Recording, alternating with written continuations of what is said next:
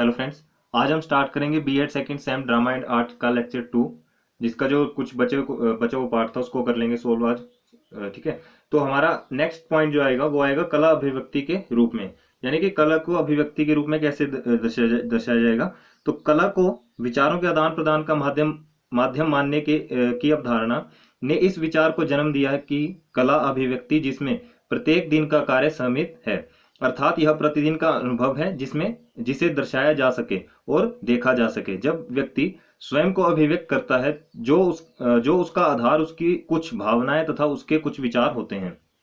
For example, आप लोग क्या करते हैं, जैसे सुबह मॉर्निंग प्रेयर में आपकी बारियां लगती हैं, तो उसमें किसी को टॉपिक दे दिया जाएगा, किसी की न्यूज लगेगी, किसी का थॉट लगेगा या कुछ भी। तो उसमें क्या करते हैं, सबसे पहला काम होता है कि जो जिसका टॉपिक लगा हो, तो टॉपिक को किस हिसाब से बना के लाया है, उसने अपनी मर्जी से उसको तैयार किया है या फिर आपने कोई उसको सब टॉपिक दे के रखा है कि आप इसके बारे में बोलेंगे। ठीक है। तो उसको वो किस तरह से प्रेजेंट करता है उसके बारे में इसमें सब कुछ आ जाएगा कि अपनी वो अभिव्यक्ति आप लोगों के सामने कैसे करेगा। अब देखो, वो कुछ बोल रहा है, ठीक है, तो वो उस चीज को कुछ इलेबोरेट करके आपको समझाएगा।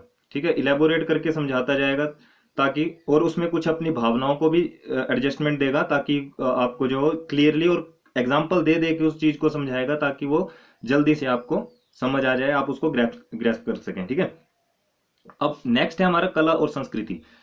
कला और संस्कृति में क्या है कि कला गहन रूप से हमारी संस्कृति के साथ संबंधित है। जब बालक विद्यालय आता है तब वह उसके माता पिता द्वारा बताई गई संस्कृति को अपना चुका होता है।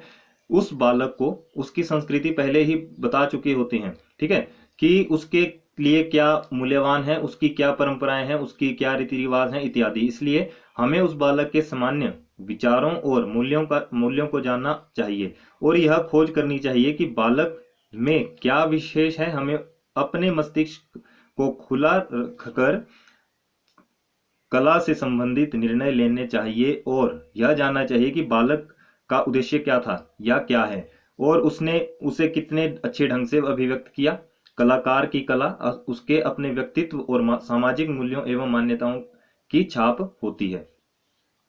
अब देखो, इस पॉइंट में क्या है कि जब बच्चा क्या है नया नया स्कूल जाएगा, ठीक है, अब घर से क्या है सारे संस्कार उस बच्चे को मिल चुके होते हैं कि आपने अपने बड़ों को कैसे सम्मान देना है, आपने उनके पांव छूने हैं या फिर उनको नमस्कार करना है, वो सारे उसको संस्कार घर से ऑलरेडी मिल चुके होते हैं। लेकिन स्कूल में आकर भी क्या हो, विद्यालय में जाकर भी कुछ ना कुछ वो सीखता है।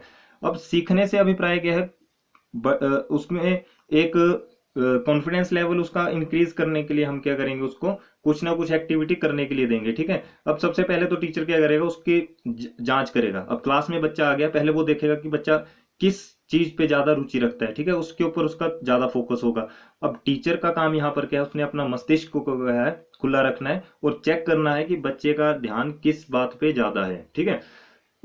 उस बात से उसको पता लग जाएगा कि टीचर को कि बच्चा किस तरह से उस चीज को समझ रहा है, क्या कर रहा है, और जो भी इसमें बातें आ सकती हैं उसको आप लिख सकते हो आराम से।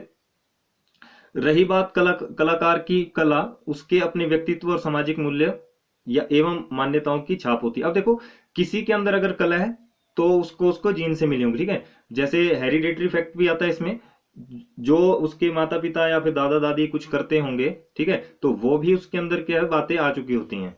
जैसे किसी में कुछ करने की चाह होती है तो वो एकदम से अपनी कला से उसको दिखा सकता है। अब किसी के घर में अगर कोई म्यूजिक का होगा, कोई डांस का अगर कोई बंदा रहा होगा, तो उस बच्चे में भी क्या है, उसके कुछ गुण आ चुके होते हैं जिससे वो अपनी कला को दूसरों के सामने प्रकट कर सकता है। तो कला और संस्कृति का यही अर्थ है कि बच्चा क्या है अपने घर से ही लगभग सारी संस्कृति को सीख के आ चुका होता है। उसकी सिर्फ हम एक टेस्टिंग करते हैं स्कूल में आके कि इसको क्या अच्छा लगता है, क्या अच्छा नहीं लगता है। ठीक है। नेक्स्ट बात करते हैं अब कि ये 5 पॉइंट थे जो मैंने आपको क्लियर कर दिए, लेकिन इन 5 पॉइंटों से पहले आपने इस कला के क्षेत्र को लिखना है। ठीक है। कला के क्षेत्र होगा, उसके बाद ये पॉइंट्स आएंगे। मैं ये बताना भूल गया था, क्योंकि ये यहां से शुरुआत हुई है कला का क्षेत्र, वो कला के क्षेत्र के ही सारे 5 के 5 पॉइंट थे। ठीक है।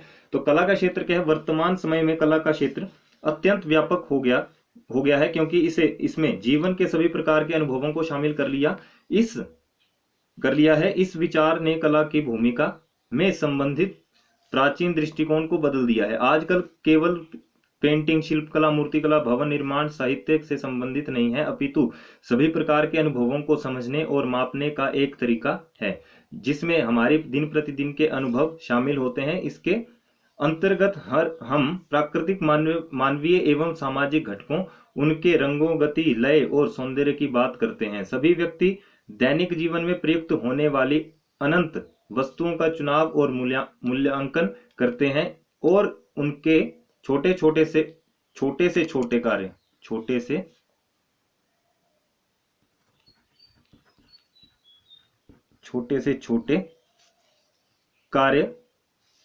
छोटे कार्य में कलात्मक पसंद और नापसंद को प्रदर्शित किया करते हैं। यह हमारी सभी वस्तुओं, कमरे की सजावट, पुस्तकें, वस्तुएं, खेलों को आदि खेलें आदि दैनिक उपयोग की वस्तुओं को शामिल करते हैं। मतलब इस कला का क्षेत्र क्या है? अब कला का क्षेत्र बहुत बड़ा है, ठीक है। कला के क्षेत्र में बहुत सारी बातें आएंगी, खेल से लेकर के पढ़ाई भी उसमें आएगी, खेल उसमें आएगा, गीत संगीत, वाद्य यंत्र आप बजाते हैं वो उसमें आएगा, ये सारे घटक जो है इसमें आएंगे।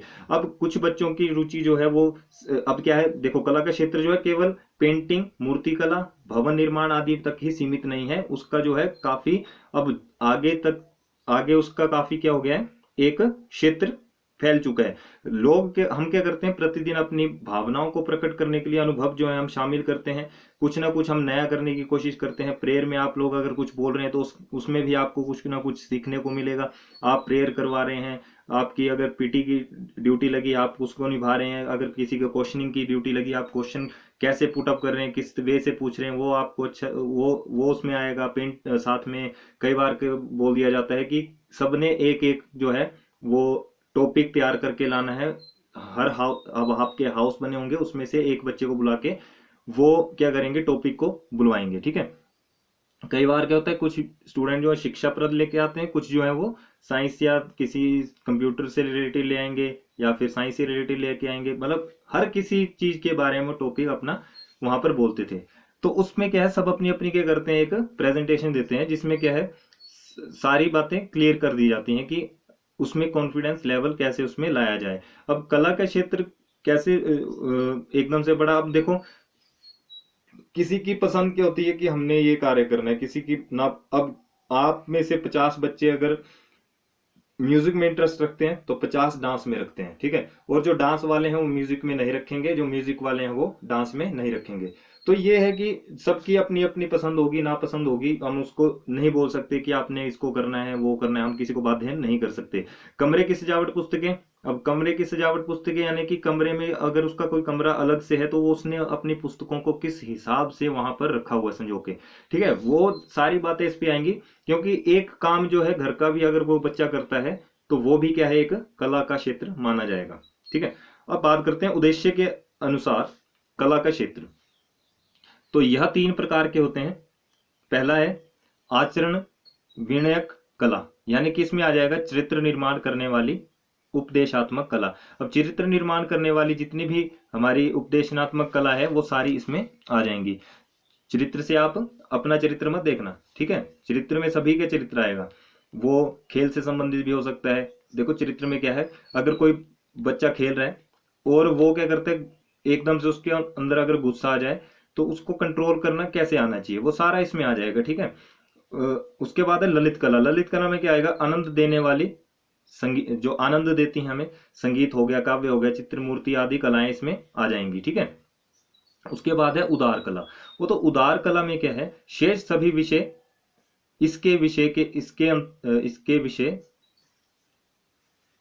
विषय के अंतर्गत, ठीक है, इस विषय के अंतर्गत आते हैं। सौंदर्य कला, मूर्ति कला, वास्तुकला, प्रतीकात्मक कला आदि इसमें सारे ही ये इंक्लूड, जो जितनी भी कलाएं बाकी बच गई वो सारी किसमें आ जाएंगी, हमारी उदार कला में। तो ये थे कुछ इसके पॉइंट जो उद्देश्य के अनुसार कला का क्षेत्र है, ठीक है। आपने सिर्फ इसको थोड़ा थोड़ा लिख देंगे तो काफी है, जो जितना मैंने यहाँ पर लिखा हुआ है उसको भी लिख देंगे ना तो काफी है, ठीक है। लेकिन इसको अगर डायग्राम से अगर आप शो करें तो बेनिफिट रहेगा आपके लिए। तो आज हमने इसका लेक्चर 2 का पार्ट 2 भी कंप्लीट कर लिया। अगर किसी को किसी पॉइंट पे कोई डाउट हो तो प्लीज़ वो कमेंट करके मुझे बता सकते हैं। और साथ में इस नंबर पर, जो मेरा नंबर है 9816711076, इसमें आप मेरे से व्हाट्सएप में पीडीएफ नोट्स आप मेरे से ले सकते हैं। ठीक है, मिलते हैं नेक्स्ट वीडियो में। अगर वीडियो अच्छी लगी तो प्लीज़ लाइक शेयर कमेंट जरूर करें, और इसको ज़्यादा से ज़्यादा अपने फ्रेंड्स के साथ शेयर तो करें और चैनल को भी सब्सक्राइब करें। थैंक यू, मिलते हैं नेक्स्ट वीडियो में।